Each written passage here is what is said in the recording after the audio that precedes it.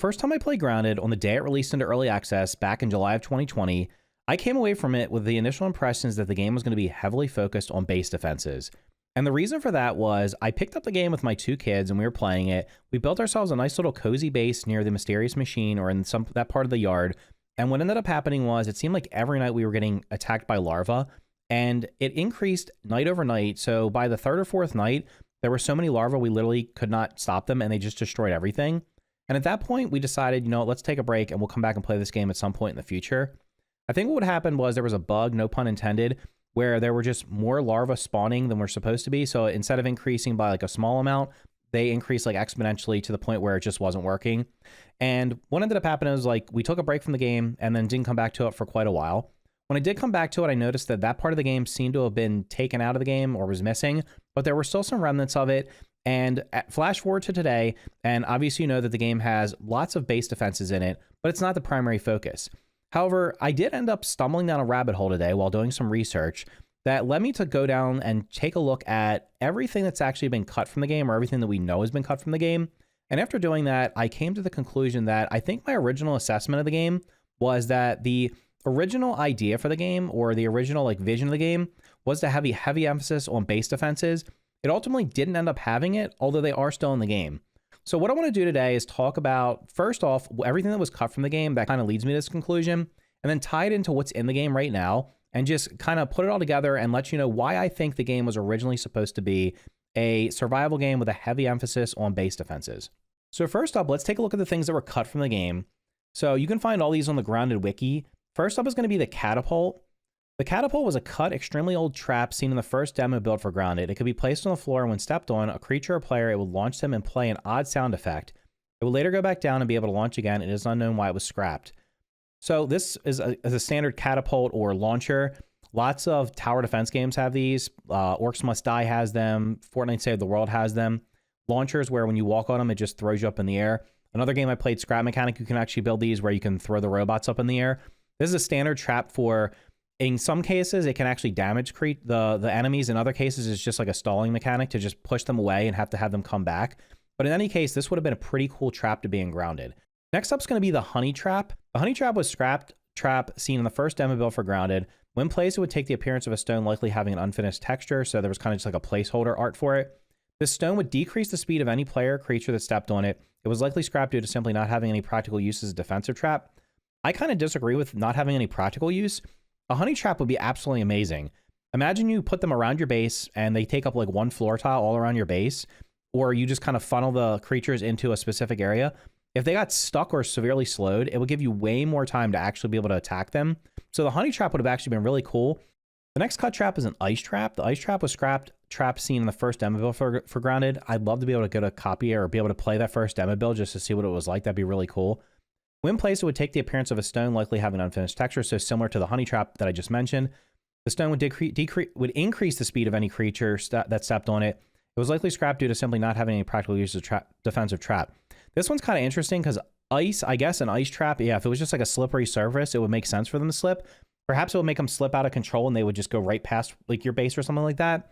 Next up is going to be the pebblet dumper. So the pebblet dumper was a scrap trap seen in the first demo build for Grounded, just like the others. Despite its description, it had to be placed on the floor and not a wall. The player could fill it with pebblets, although there was no way to actually drop the rocks on foes. It was likely scrapped due to being tedious or not working. This is certainly something that would easily be able to be, well, not easily, but it would easily be able to put into the game in terms of like resources, because you could simply just put it in a storage container, like the clover basket, and you could just fill it up with pebblets or something else.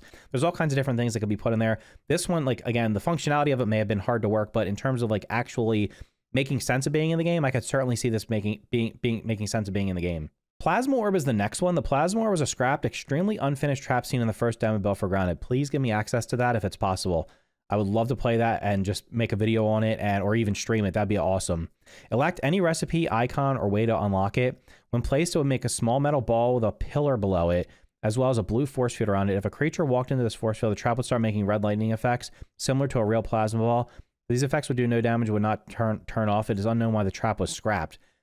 I imagine this could have been something similar to what the Archers shoot out, or even during the assistant manager fight, or when you see the creatures that have the sour infusion on them and the orange, the sour, or the sour, yeah, was it the green orb comes out and just kind of explodes and stuff like that. And actually, I think Director Smector might also have it in this fight as well, something similar to this. So this is something that's like something similar to what's in the game right now. And having this, I almost feel like this could be like a Tesla coil. You place it down, and when the creatures walk within range of it, it just kind of shocks them and holds them in place, dealing damage over time and also stunning them. That would have been a really cool trap to mess around with. And then the last trap that's actually mentioned on the wiki as being cut, this is one that we actually had at one point in time because we were actually able to use it. The tripwire bomb was a trap that would cause 2 bombs to detonate when a player or creature will walk on the tripwire rope in the middle of the trap. When it was detonated, the bombs would explode and it would be destroyed. The bombs must have been placed on either side manually, and only brat bursts were used, as splat burst would not work. It was likely removed due to the explosive burr trap being added in the update. It was removed, in which it basically is a better version. The tripwire bomb was kind of weird because I guess you could trigger it yourself, but it also was kind of expensive because you had to put brat bursts on there, and it was a one-time use. So like once it was gone, it was gone. So yeah, it was I guess it was replaced by the explosive burr trap. And while that is more effective because I guess it can do a wider area of damage, I haven't tested it recently, but it did damage your own structure. So like, yeah, you could use it for like the Java-matic defense. I guess you could use it for a mixer as well, or even I guess the waft emitter. You could use it for those kind of things. But the reality is it was a one-time use as well. So once it exploded, it was gone. And then the final mention or thing that I found that was cut that relates to traps is the flowerbed burgle chip. So the flowerbed burgle chip was an unimplemented chip that could only be found using cheats. Its name suggests it would have been an early chip found in the flowerbed area of the map. So this would have been the flowers that are between the pond and like the little wooden fence that goes around, kind of like the area where all the orb weaver spiders are wandering around, and you get the flowers that drop flower petals. I guess it might have actually been all the way around the entire pond, possibly. Its name suggests it would have been an early chip found in the flowerbed area around the map. Despite most of its unlocks being removed, some still remain when the chip is cheated in the game. They include, and this is the one we're most worried about, simple traps, a collection of easily made traps to help defend your fort. So no specifics there on what the actual traps were going to be. But again, just another hint that there was an idea or that the devs had a vision of base defenses being playing an important role in the game. So those are all the things that were cut from the game. And I have mentioned some of the things that are currently in the game. So there are some base defense modes in the game right now. Of course, you can craft a waft emitter and place it down, and then you just put creature parts in it, and there's various creatures that you can attract to it. And depending on the number of parts you put in, or the different which parts you put in there, it'll increase the difficulty of it, or it increased, I think it's like the rage meter or the whatever it is, and it'll just attract more enemies. So like the easiest one to do is probably going to be just put in there for like red ants. The red ants will come and then you can get them. I've obviously been messing around with this a little bit in New Game Plus because there's a chance that it will spawn in the infused creatures. It's relatively cheap to trigger the waft emitter, and if you get a couple infused creatures from it, especially red ants, which you can pretty much kill without even taking any damage from them, that's a couple thousand raw science per one of those. Plus you have a chance of getting ooze and even getting like one of the science crinkles. So it's a good way of unlocking the stuff that you need to in order to upgrade your armor and weapons. So the waft emitter lets you control which creatures come, but there's also faction reactivity, which is a feature that I know this is kind of like a sticky point for some people. Some people like it, some people don't like it. Fortunately, you have the option of turning it off if you don't like it. You can go and just make it a custom game mode, turn it off so you don't have to deal with it. Faction reactivity is when if you anger, or I guess it's like you stay too long in a certain creature's territory, or if you kill too many of them, they will become angry with you. And what that means is they'll attack you at some point. But the faction reactivity is the feature that I always really wanted in the game, where the creatures will actually attack your base and you have to defend it. There's also the mixers, and the mixers they're obviously worth doing because they're going to give you the guard dog mutation, which is going to be useful for the final defense of the game, and also during faction reactivities or waft emitters. And the mixers I've actually been messing around with. I did all the mixers, of course, in the game and beat all of them.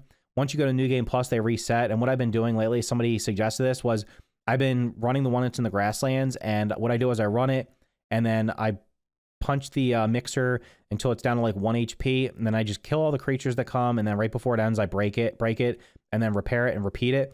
The reason I'm doing that is I'm testing it to see like how many infused creatures I get. It's completely random. Sometimes you get a bunch of them. Sometimes you don't get very many. But the bottom line is because it's only mites and red ants and red soldier ants attacking, it's a fairly easy defense. You don't really waste too many resources. You're never at risk of actually losing your base, and you can get raw science from the infused creatures, and you also can get the infused ooze, and sometimes you can get some science crinkle. So it's definitely worth doing and testing out. But in any case, the mixers I thought were, again, a base defense mode that I loved. I actually wanted to be able to repeat them. Unfortunately, we were never able to do that. But again, this is another mode where, man, if we had some more traps, I would have went all out on that and just I've been so happy to run all of them. And then last but certainly not least, and I think this is kind of like, I think the grand vision was eventually like base defenses were going to be a big part, is the very last mission of the game before you can finish the game is the Java-matic, which is the biggest base defense of all. You have to defend, I think it's 3 different points. I think it's 3 different points you have to defend, and you got to defend against waves and waves of creatures, and it's a lot of high level creatures, and it can be very hard. I can't wait to try to do it in New Game Plus to see how hard it's going to be. When they first originally added it, it was super hard, and then they ended up kind of making it a little bit easier. So it's a little bit easier than when it was originally implemented. But unfortunately, defending against it, the best strategy is literally just spam as many walls as you can and do kind of like an onion build where you just layer the walls around everything and then run around and kill the different creatures. I do sometimes use the explosive burst for it, but mainly I just kind of run around with a bow and shoot the things that are flying, and then also try to just melee kill the bigger bugs. And it's a fun defense, and I'd love to have seen more of it. But honestly, like I said, all these things, like it's like my first experience with the game and then the final mission of the game, they're kind of one and the same. My first experience was all those larvae attacking my base to the point where they destroyed it. The final mission of the game, before you can get the end sequence of the game, is you have to defend the Java-matic. So Grounded, while it's a survival game first, and it's obviously just there's base building in it, and I know a lot of people love base building. But not everybody loves the base defense part of it. I think base defenses were originally meant to have an even bigger role than they do now. And at some point that vision changed for whatever reason, I don't know. But it's certainly something that if they ever do make another survival game, either in the series or just the same team makes another survival game in general, I'd love to see base defenses incorporated in it even more. Of course, you can make it optional if everybody doesn't want to engage in them. But certainly having more base defenses and having way more traps available will be absolutely amazing, because I love survival games that give you a reason to build outside of just having a cosmetic build. Build your base, defend it against creatures, get rewarded for it, and that just for me, that's a gameplay loop that is really, like, I find really rewarding, and it's something I just want to engage in. So let me know what you think about Grounded originally being more heavily focused on base defenses. Do you think I'm have the right idea here and all the pieces are falling in place, or do you think I'm just crazy? I'd love to know in the comments down below. Anyway, if you found this video interesting, make sure to hit the like button, consider subscribing for more content just like this. Thank you for watching, and I will see you in the next video.